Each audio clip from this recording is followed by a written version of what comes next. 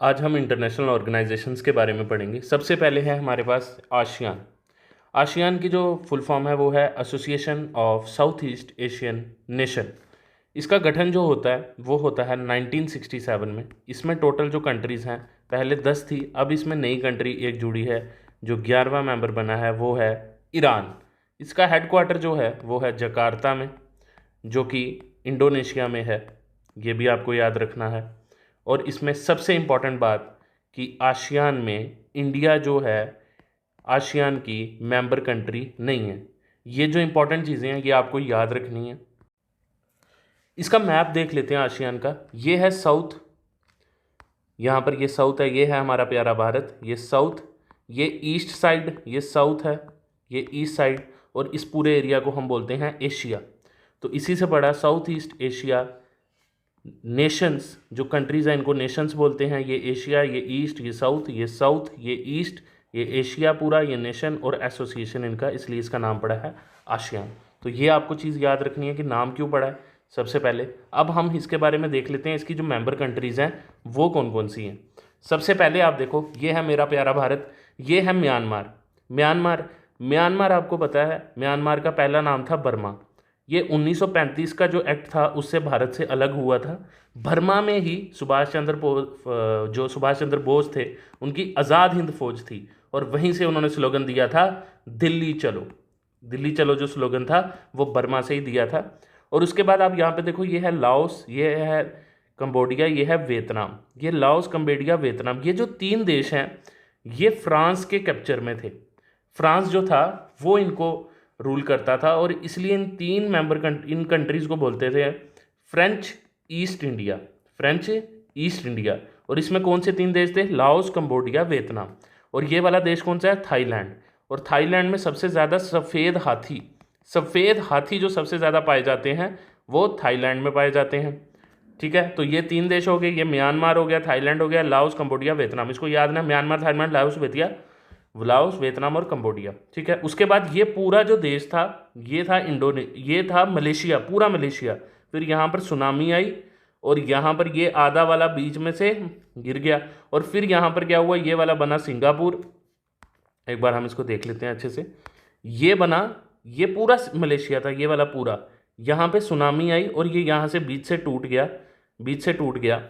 और फिर ये यहाँ पर जो अब बना है ये है मलेशिया। फिर यहाँ का थोड़ा भाग बना सिंगापुर, और ये बना ब्रुनई, और ये है मलेशिया। ये तीन कंट्रीज़ भी आपको याद रखनी है। ये जो हैं ये मलेशिया की ही तीन कंट्रीज़ हैं। और ये है इंडोनेशिया। इंडोनेशिया इंडोनेशिया जो है, इधर सबसे ज़्यादा आइलैंड्स जो हैं इंडोनेशिया में ही हैं। लगभग 13,000 आइलैंड जो हैं वो इंडोनेशिया में हैं। ये भी हमको एक चीज़ याद रखनी है। और लास्ट कंट्री जो एशियन की है वो है फिलीपींस। टोटल कितने देश हो गए? 1 2 3 4 5 6 7 8 9 10, और 11वां जो है वो है ईरान, जो नया मेंबर कंट्रीज बना है। ये सारी चीज़ें जो थी ये आसियान के बारे में थी। आई होप आपको ये समझ आया होगा। अब हम अपने नेक्स्ट ऑर्गेनाइजेशन के ऊपर पढ़ते हैं। तो हमने आसियान में क्या पढ़ा कि इसका गठन 1967 में होता है। 11 इसकी मेंबर कंट्रीज हैं। जकार्ता इंडोनेशिया में इसका हेडक्वार्टर है, और इंडिया इसका पार्ट नहीं है। अब हम बात करेंगे यूनाइटेड नेशंस की। यूनाइटेड नेशन कैसे बना? एक्चुअली 1914 से 1918 तक वर्ल्ड वार वन हुआ तो इसमें बहुत नुकसान हुआ, ट्रेड, इकोनॉमिक, बहुत देश गरीब हो गए, बहुत बुरी हालत हो गई। फिर एक लीग ऑफ नेशन बना। लीग ऑफ नेशन इसका मकसद था कि ये वर्ल्ड वार दूसरा जो है वो नहीं होने देगा।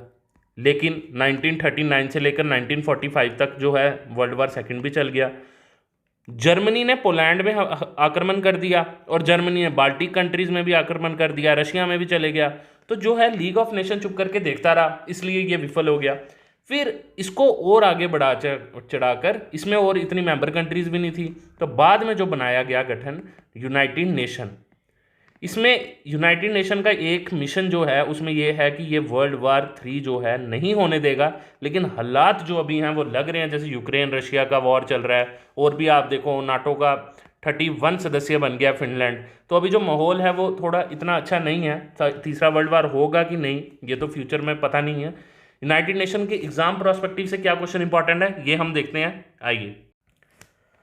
अब यूनाइटेड नेशन के लिए इंपॉर्टेंट चीज़ें क्या है, सबसे पहले वो देखो 24 अक्टूबर 1945, 24 अक्टूबर 1945 में इसका क्या होता है, गठन होता है। 193 मेंबर कंट्रीज हैं इसकी, 193। जो न्यू मेंबर है वो कौन सा है, ये याद रखना, साउथ सूडान। साउथ सूडान जो है ये न्यू मेंबर कंट्री है। सूडान जो है ये अफ्रीका में है। अच्छा, इनके जनरल सेक्रेटरी कौन है, जनरल सेक्रेटरी वो हैं एंटोनियो गुटरेस, एंटोनियो गुटरेस, जो कि कहाँ के हैं, पुर्तगाल के। ये आपको याद रखना है, ये पुर्तगाल के हैं। अच्छा, इसका हेडक्वार्टर क्या है, सबसे इंपॉर्टेंट क्वेश्चन, इसका हेडक्वार्टर कहाँ पे है, तो वो है जी न्यूयॉर्क में, न्यूयॉर्क यूएसए में। अच्छा, एक और क्वेश्चन बड़ा इंपॉर्टेंट, न्यूयॉर्क में कौन सी नदी बहती है, हडसन रिवर। ये भी आपको याद रखना है कि जो हडसन नदी है वो न्यूयॉर्क में बहती है। ये एग्जाम पॉइंट ऑफ व्यू से बहुत इंपॉर्टेंट क्वेश्चन है, ये आप सारे नोट कर लो। अब हम अगली ऑर्गेनाइजेशंस में चलते हैं, और ये देखिए, ये हैं प्राइम मिनिस्टर नरेंद्र मोदी। ये जनरल असेंबली में गए थे, और ये जनरल असेंबली में जो हर कंट्री का अध्यक्ष होता है, जो कंट्री को रिप्रेजेंट करता है, वो जनरल असेंबली में जाते हैं। तो ये यूनाइटेड नेशन जनरल असेंबली में हमारे प्यारे प्रधानमंत्री नरेंद्र मोदी जी ये यहाँ पर हैं। 2024 में नया चुनाव आने वाला है, और कहा जाता है कि ये बनेंगे वापस प्रधानमंत्री। अब ये आने वाले समय में है कि अगले साल भी ये यूनाइटेड नेशन को संबोधित करेंगे कि नहीं। हर साल सितंबर महीने में संबोधित किया जाता है। और अब हम चलते हैं नेक्स्ट वीडियो में। अब जो हमारी अगली ऑर्गेनाइजेशन है ये यूनाइटेड नेशन सिक्योरिटी काउंसिल। ये बहुत इंपॉर्टेंट है, बहुत ज़्यादा इंपॉर्टेंट। 10+5 ये जो 5 कंट्रीज है ना, ये परमानेंट कंट्रीज हैं। और परमानेंट कंट्रीज में आपको एक ट्रिक याद करता हूँ, याद करने के लिए कि कौन से 5 है जी। फेस आर, एफ से फ्रांस, ए से the great USA America, the dragon China, England से यूके, एंड आर से रशिया। ये 5 जो है मेंबर कंट्रीज। और भारत भी अब कहता है कि जी हमको भी परमानेंट कंट्री बनाओ, और इसको रशिया भी सपोर्ट कर रहा है। तो ये बहुत इंपॉर्टेंट है। ये एग्जाम पॉइंट ऑफ व्यू से भी यूनाइटेड नेशन सिक्योरिटी काउंसिल की वीटो पावर है इनके पास। आपको पता होगा आर्टिकल 370 में सपोर्ट दिखाया था बहुत कंट्रीज ने इंडिया को वीटो में।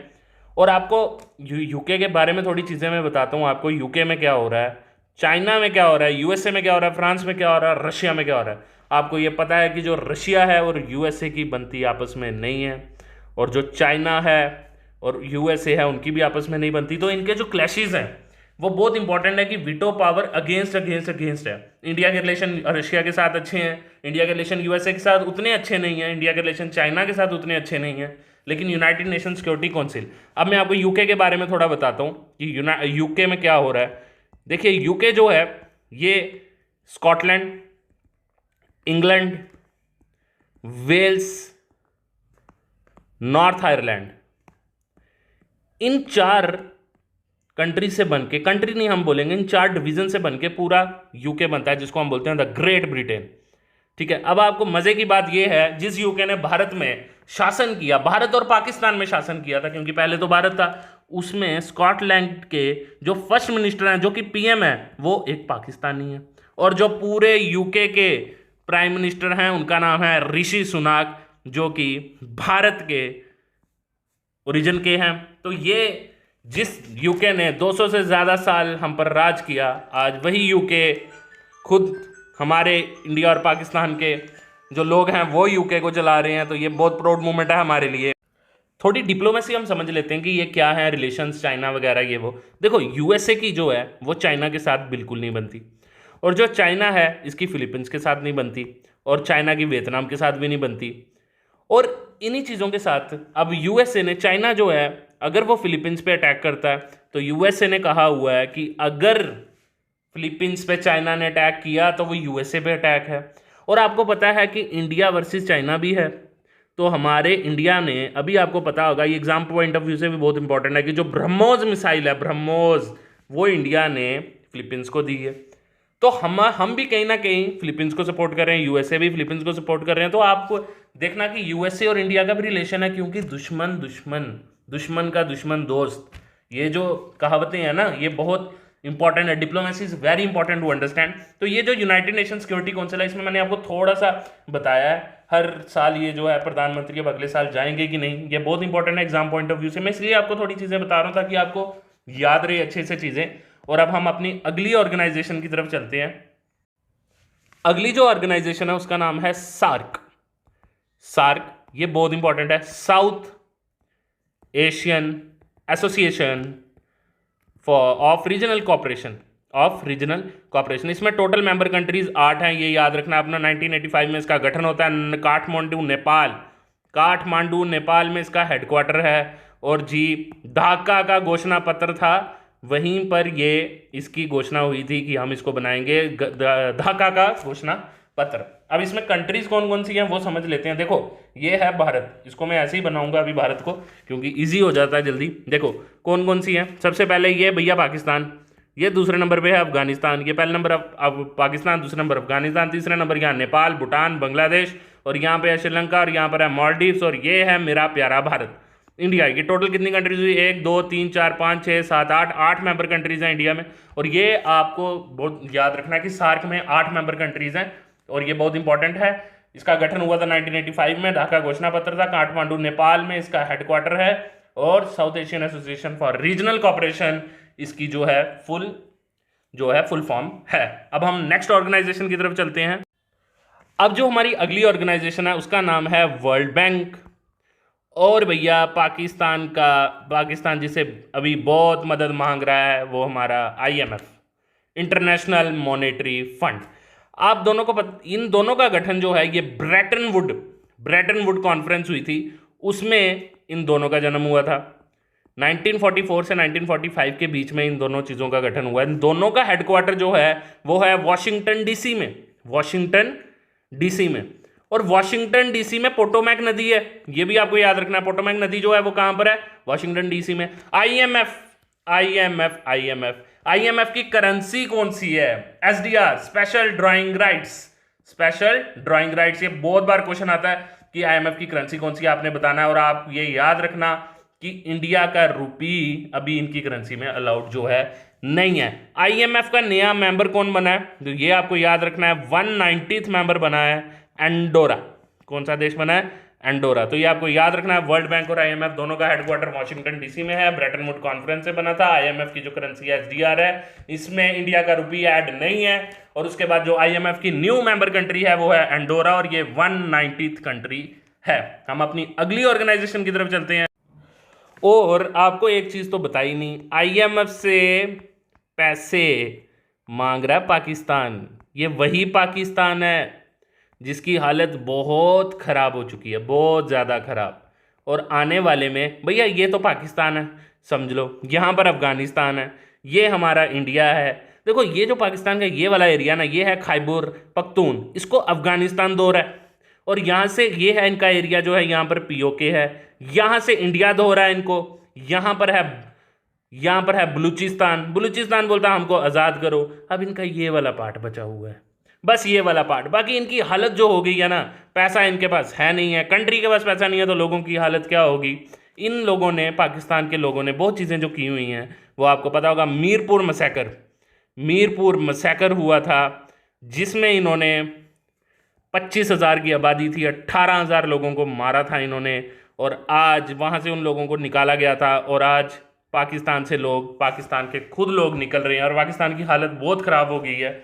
IMF से इन्होंने लोन के लिए कहा है। हमारे वहाँ के लोगों की जो हालत है उससे थोड़ा हमें सिंपैथी होनी चाहिए, क्योंकि ये बहुत ज़रूरी भी है। एज ए ह्यूमैनिटी हमें उनको सपोर्ट भी करना चाहिए। लेकिन पाकिस्तान आर्मी की वजह से आज पाकिस्तान की ये हालत हुई है। देखिए यहाँ पर समझने वाली ये बात है, अगर इंडिया में कोई भी इंडियन आर्मी है, उनके फौजी का घर जो होगा वो सिंपल एक घर होगा, सिंपल। इनके जो पाकिस्तान की जो आर्मी है, इनके आप फौजी का घर देखो, 15-15 प्लॉट, 10-10 मकान, करोड़ों रुपए हैं इनके बाद, लंदन में इनके घर हैं आगे पीछे। ये पाकिस्तान आर्मी की हालत है। और इंडियन आर्मी का अगर कोई मेजर वगैरह कैप्टन कोई भी होता है, एक नॉर्मल फैमिली से होता है, नॉर्मल बैकग्राउंड से होता है, इसलिए सारा पैसा तो ये आर्मी पाकिस्तान की खा लेती है। इसलिए हमारे देश में और पाकिस्तान में बहुत फ़र्क है। आज हिंदुस्तान ने हर जगह तरक्की की है, IT सेक्टर में हमने बूम कर लिया है, टेक स्टार्टअप्स में हमने बूम कर लिया है, हर जगह हम चले गए हैं। और IMF से लोन मांग रहा है पाकिस्तान, ये आपको याद रखना है। उसके बाद ब्रेटन वुड कॉन्फ्रेंस में वर्ल्ड बैंक और IMF। अब हम अगली ऑर्गेनाइजेशन पे चलते हैं। नेक्स्ट ऑर्गेनाइजेशन हमारी है ADB, एशियन डेवलपमेंट बैंक। इसका जो हेडक्वार्टर है वो है मनीला के फिलीपींस में। 1966 में इसका गठन होता है। इसके जो वाइस प्रेसिडेंट है उनका नाम है अशोक लवासा। तो ये हमको याद रखनी है, 3 चीज़ें, यही इंपॉर्टेंट है। अगला है यूनेस्को। यूनेस्को का आपका एक एग्जाम में क्वेश्चन आता है कि इसका हेडक्वार्टर कहाँ पर है, तो ये आपको याद रखना है कि पेरिस के फ्रांस में इसका हेडक्वार्टर है।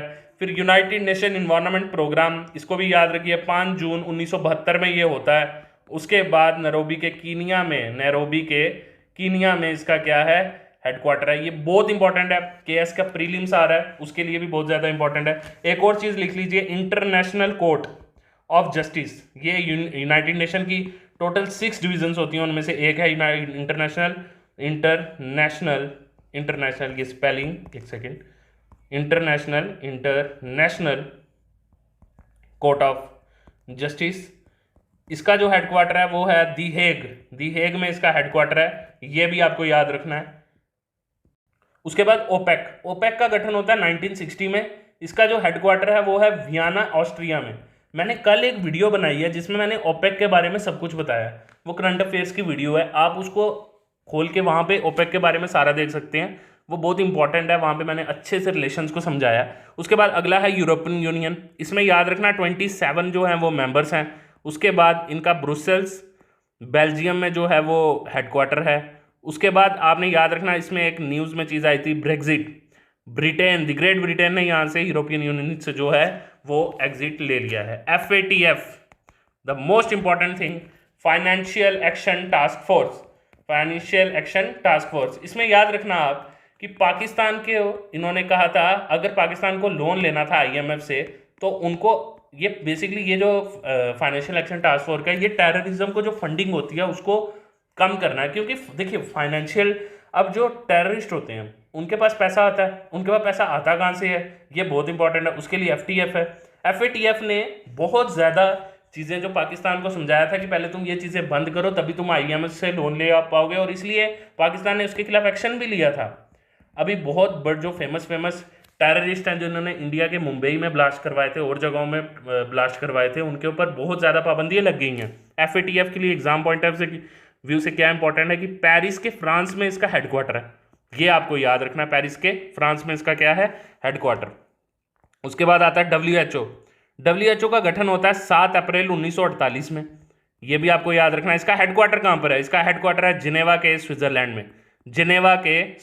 में। और तुलसीबाई, प्रधानमंत्री जी ने डॉक्टर टेड्रोस का नाम तुलसीबाई बोला था, ये याद रखिएगा, डॉक्टर टेड्रोस इसके अध्यक्ष हैं, ये भी हमें याद रखना है। उसके बाद भैया नाटो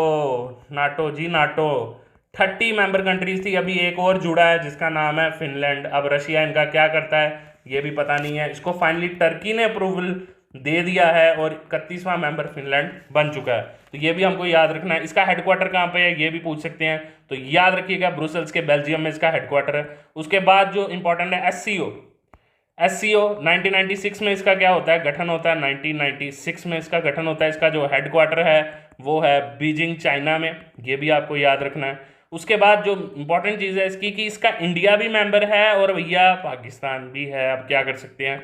इसकी 9 कंट्रीज़ हैं। और इसके बाद याद रखिए 2022 में उज़्बेकिस्तान में इसकी जो थी बैठक हुई थी, उज़्बेकिस्तान में, तो ये चीज़ें इंपॉर्टेंट है, उज़्बेकिस्तान में इसकी बैठक हुई।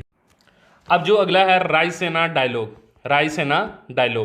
ये रायसेना डायलॉग जो है ये 2023 में कहाँ हुआ है ये आपको याद रखना है। ये हुआ है हमारे प्यारे भारत में, न्यू दिल्ली में 2023 में हुआ है। और रायसेना की पहाड़ियों में कौन बैठता है भैया, इंडिया का प्रेसिडेंट बैठता है, ये याद रखिए। रायसेना हिल्स जो है वो बहुत इंपॉर्टेंट है। उसके बाद G20 लीडर्स समिट, ये जो लीडर समिट हुई थी G20 शिखर सम्मेलन 2023, इसका गठन कहाँ पर हुआ, ये इंडिया में हुआ था 2023 में। 2022 में याद रखिएगा बाली के इंडोनेशिया में इसका गठन हुआ था, इनकी बैठक हुई थी।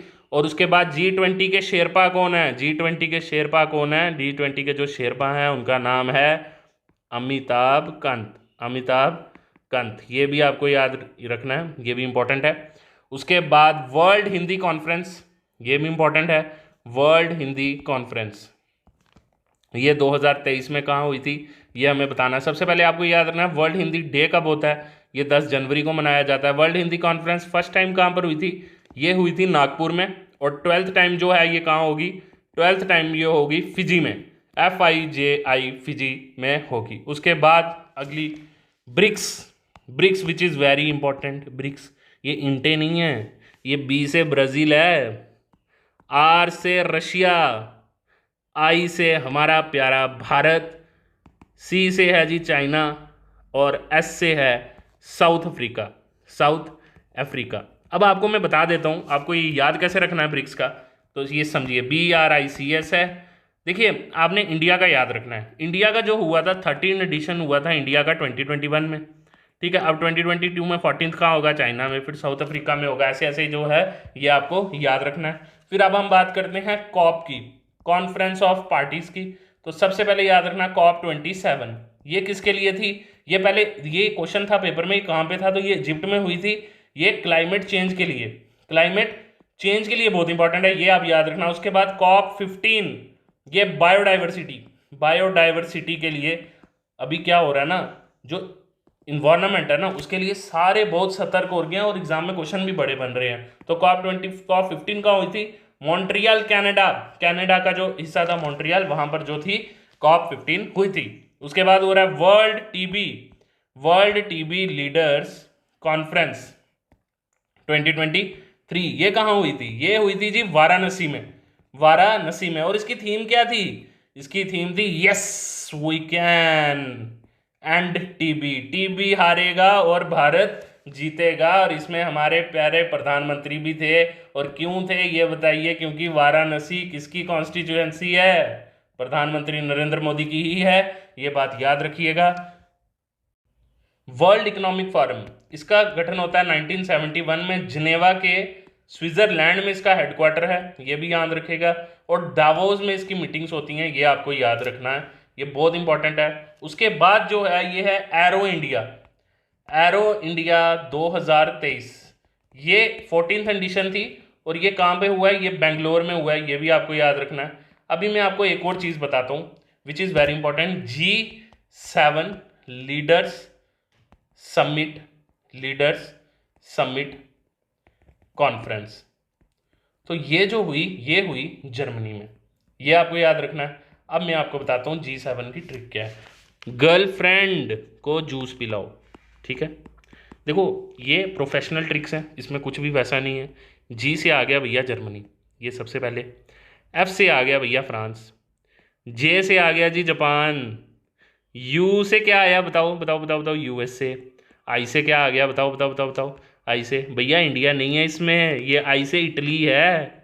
C से क्या है? C से है जी कनाडा, कनाडा।